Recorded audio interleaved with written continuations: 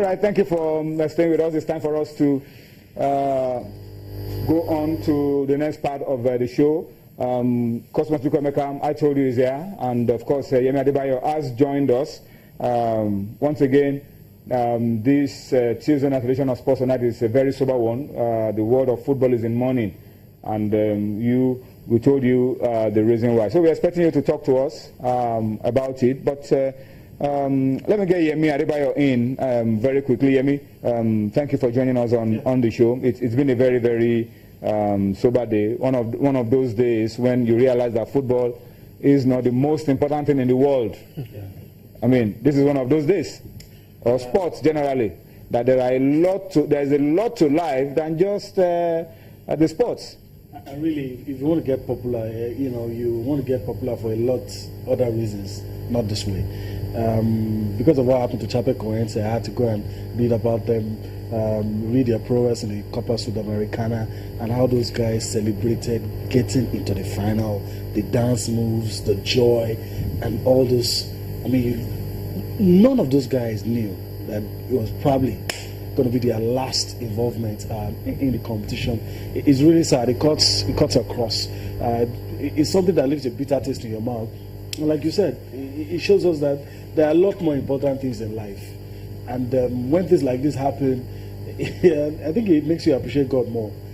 Cosmos was talking about a lot of the things we take for granted. Exactly. You travel for games. People expect to see you on match day. Some sportsmen live their lives on the plane. Exactly. They 10 hours today, 12 hours tomorrow. And without traveling by that mode of transportation, they can't get anything done. And it's really sad. There's nothing that equates to a life.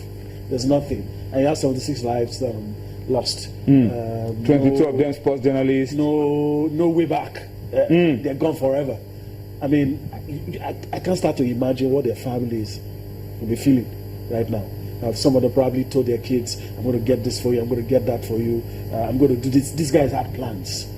It's really sad. They probably had plans to draw the first game, then come to Brazil, win the second game, finish it, celebrate and all. But then their opponents from Colombia, Atlético Nacional, have told the CONMEBOL, the organizing body of the competition, that look, just award the title, the trophy, to Chapecoense, award the trophy to them.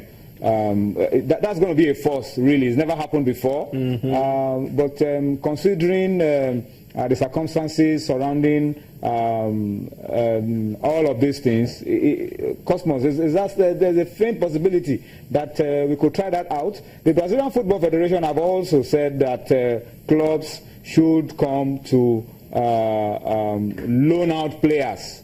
Because they are heavily depleted now. Of course. The coach, the back room, everybody's gone. Apart from maybe 3 or 4 players who didn't travel because of injuries. And the ones that survived. And the ones that survived, who may not be able to play football immediately. Yeah. For the rest of their life. Well, who knows? That they have to loan players, and because this team has really worked out. They are in the top flight in Brazil. After just a few years, the club was founded some 40 years ago. Yes, and they've achieved so much. I think the Atlético Nacional option, I think, is better. I don't think these guys will be thinking of football in the next 1 year. I don't think so.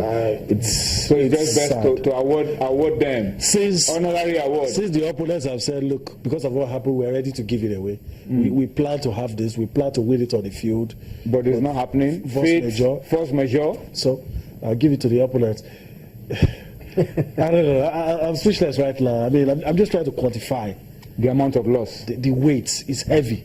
This heavy loss. Heavy loss. Very heavy loss. Yeah.